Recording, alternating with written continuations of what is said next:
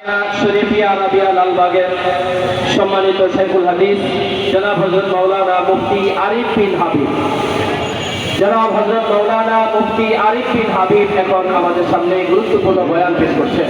আমরা দূর দূরান্ত যারা রয়েছি আমরা দ্রুত প্যানেলে প্রবেশ করার জন্য বিনীতভাবে অনুরোধ করছি। ডানে এবং বামে যে সকল ভাইরা দাঁড়িয়ে রয়েছেন তাদেরকে আমরা সর্বশেষ أما بعد فأعوذ بالله من الشيطان الرجيم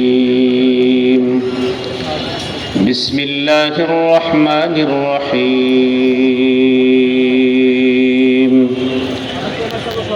إنما المؤمنون الذين آمنوا بالله ورسوله ثم لم يرتابوا وجاهدوا بأموالهم وأنفسهم في سبيل الله اللهم صل على محمد وعلى آل محمد كما صليت على إبراهيم وعلى آل إبراهيم إنك حميد مجيد اللهم بارك على محمد وعلى آل محمد كما باركت على إبراهيم وعلى آل إبراهيم إنك حميد مجيد اللهم إني أعوذ بك من شر لساني ومن شر سمعي ومن شر بصري ومن شر مني বাংলাদেশ মুজাহিদ কমিটি পল্লবী থানা ফজলুল উলুম কারিমিয়া হাফিজিয়া মাদ্রাসা এতিমখানা এলাকাবাসীর উদ্যোগে আয়োজিত ওয়াজ মাহফিল হালকায়ে জিকিরের প্রধান মেহমান নায়েবে আমিরুল মুজাহিদিন শেখুল হাদিস আলহাজ হযরত মাওলানা মুফতি সৈয়দ মোহাম্মদ ফয়জুল করিম দামাত বারাকাতুহুমুল আলিয়া শায়েখে চরমোনাই, বিশেষ মেহমান হাফেজ মাওলানা রেজাউল করিম টাঙ্গাইল সহ সাংগঠনিক সম্পাদক বাংলাদেশ মুজাহিদ কমিটি মাওলানা মুফতি ফয়জুল্লাহ, মাওলানা নুরুল্লাহ মারুফ, আরও উলামায়ে কেরাম। এতক্ষণ পবিত্র কোরআন থেকে তেলাওয়াত করছিলেন হযরত মাওলানা কারি আমজাদ হোসেন দামাত বারাকাতুহুমুল আলিয়া, পেশ ইমাম বাইতুল আজমত জামে মসজিদ মিরপুর 12। ব্যবস্থাপনায় বাংলাদেশ মুজাহিদ কমিটি 2 নং ওয়ার্ড শাখা। উপস্থিত হযরত উলামায়ে কেরাম, মুসলমান ভাইয়েরা, আল্লাহ তাআলার দরবারে শুকরিয়া আদায় করছি আল্লাহ আমাদেরকে এই মাহফিলে উপস্থিত হওয়ার তৌফিক দান করেছেন বলি আলহামদুলিল্লাহ। আমি আপনাদের সামনে সূরাতুল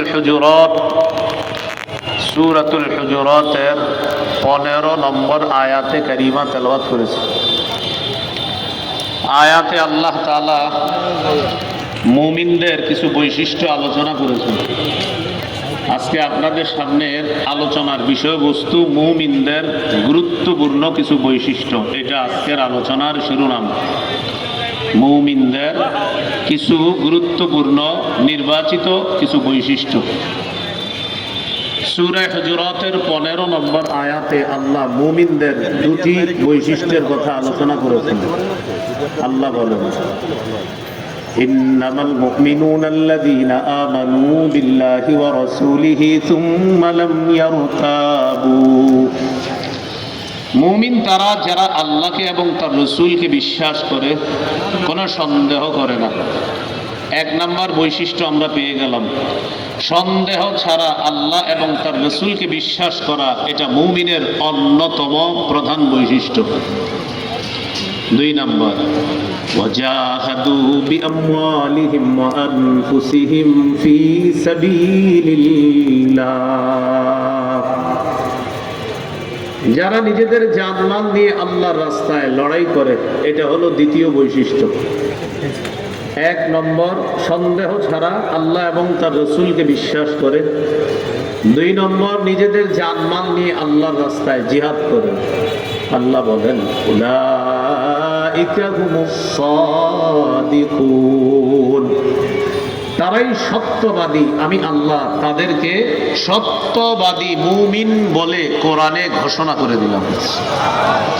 তাহলে সন্দেহ ছাড়া ঈমান, জানমাল নিয়ে আল্লাহর রাস্তায় লড়াই করা, এগুলো দুটি বৈশিষ্ট্য।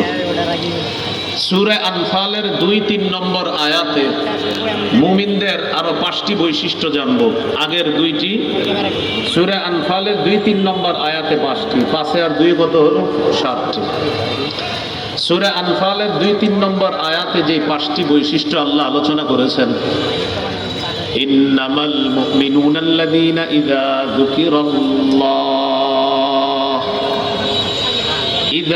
যুকিরাল্লাহু ওয়াজিলাত কুলুবুহুম, মুমিন তারা যাদের সামনে আল্লাহর কথা স্মরণ করা হলে, আলোচনা করা হলে, আল্লাহর জিকির করা হলে তাদের অন্তর কেঁপে ওঠে, অন্তরে ভীতি সঞ্চার হয়, অন্তর কাঁপতে থাকে, আল্লাহর ভয় জাগ্রত হয় তাদের অন্তরে। 2 নম্বর, ওয়াইযা তুলিয়াত আলাইহিম আয়াতুহু যাদাতহুম ঈমানা, যাদের সামনে কোরআনের আয়াত তেলাওয়াত করলে এই তেলাওয়াত তাদের ঈমান আরো বাড়ায় দেয়।